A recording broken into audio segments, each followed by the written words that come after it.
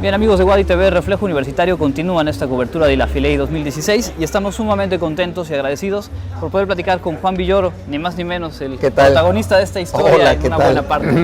Juan, gracias por tu tiempo. Al contrario, gracias a ustedes. En ese discurso tan intenso, tan personal y a la vez tan colectivo y tan dedicado a esta tierra, mencionabas que este premio te parece el triunfo de la esperanza sobre la experiencia, y yo pensaba un poco en Lionel Messi en tiempos de Ronaldinho y cómo pasa del número 17 a la 10. ¿Tú te sientes con esa 10? ¿Crees que la gente, el tiempo te la va dando poco a poco? No, me gusta mucho la comparación que tú estableces, porque yo vivía en Barcelona en aquellas épocas y los entrenadores que tuvo Lionel Messi tuvieron la suerte de protegerlo, de cuidarlo, sabían que iba a ser un gran futbolista, no se sabía hasta dónde iba a llegar, pero en aquella época él se tenía que ganar el 10 de Ronaldinho, es decir, el 10 que se ha convertido en la cifra mágica del fútbol, el 10 que tuvo Pelé, que tuvo Maradona.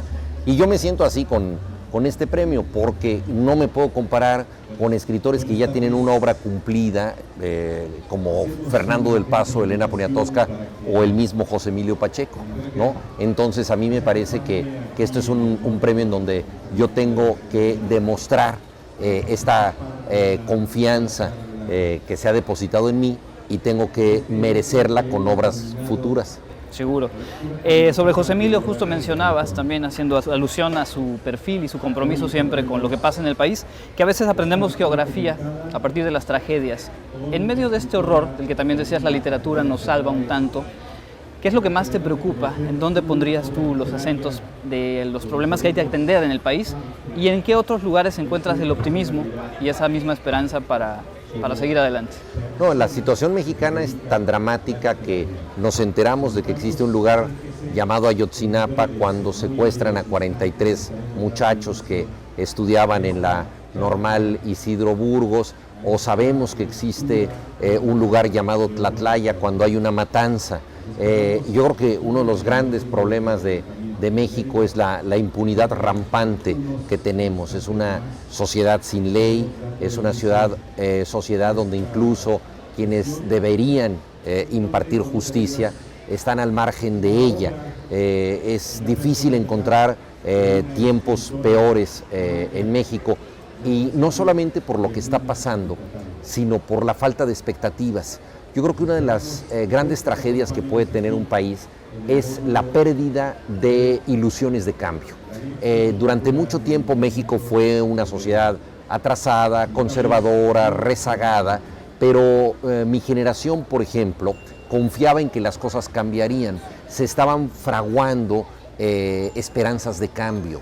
Entonces, aunque la realidad no era suficientemente positiva, pensábamos que en la medida en que hubiera nuevos partidos políticos, en que pudiéramos participar en ellos, el país iba a cambiar, cuando tuviéramos una democracia real, etc. Y uno de los grandes problemas que yo veo hoy en día es que no solo la realidad está muy mal, es una realidad llena de quebrantos, basta leer cualquier periódico cualquier día, sino que además no tenemos una alternativa a la vista. Es decir, yo en lo personal como ciudadano no encuentro una causa que yo diga, si logra triunfar este proyecto, las cosas serán distintas. Entonces, en ese sentido es un momento de gran zozobra, y conozco gente joven, digámoslo así, de 20 y tantos años, tu generación, por ejemplo, que es gente que solo ha conocido la crisis.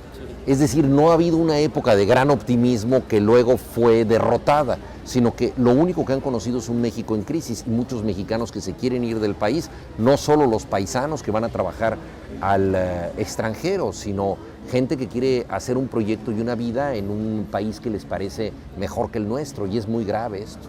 En ese rol político que mencionabas, también a veces le toca a la literatura, a los propios autores, sin que se lo propongan del todo. Yo pensaba en la resistencia, y volviendo a la figura del juego, te preguntaría, ¿qué es lo que se necesita con más urgencia? ¿Que el 10 o los 10 o los jugadores de talento hagan una gambeta para mostrarle a todos los demás que hay que cambiar un poco la actitud? ¿O es momento de ponerse el overol y ir a la contención y a meter la pierna con fuerza? Mira, volviendo a las metáforas futbolísticas, yo creo que lo más importante de los grandes jugadores, los que han cambiado el juego es que no solamente ellos han sido capaces de hacer artificios extraordinarios, sino que han hecho mejores a los demás.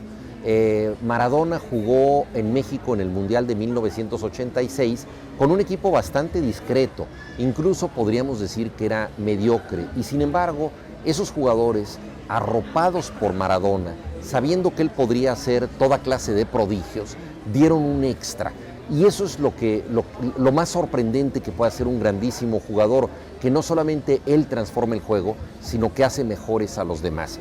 A diferencia de grandes atletas como Cristiano Ronaldo, que juegan de manera espectacular, pero que no van a mejorar nunca a los demás porque no se relacionan con ellos. Entonces, aplicando esta metáfora a nuestra sociedad, yo creo que eso es lo que necesitamos. Necesitamos no un líder mesiánico que se desprenda de nosotros, sino alguien que, teniendo virtudes éticas, morales y políticas, pueda también hacer mejores a los demás.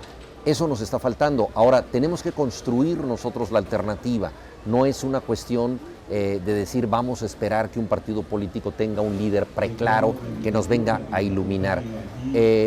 Las formas de participación ciudadana son muy restringidas en nuestro país. Sería imposible que surgiera una formación política como Podemos por la sencilla razón de que nuestra legislación lo impide. O sea, hay plazos y requisitos para formar partidos políticos que son muy difíciles de cumplir y que casi solo se pueden cumplir si eres un político profesional con una plataforma adecuada.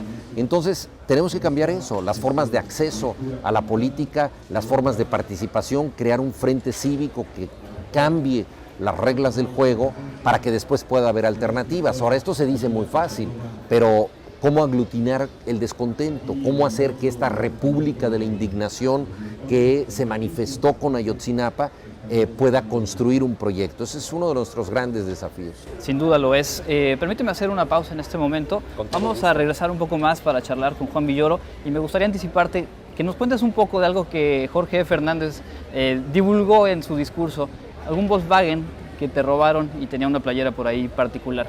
Vamos a la pausa y regresamos con más.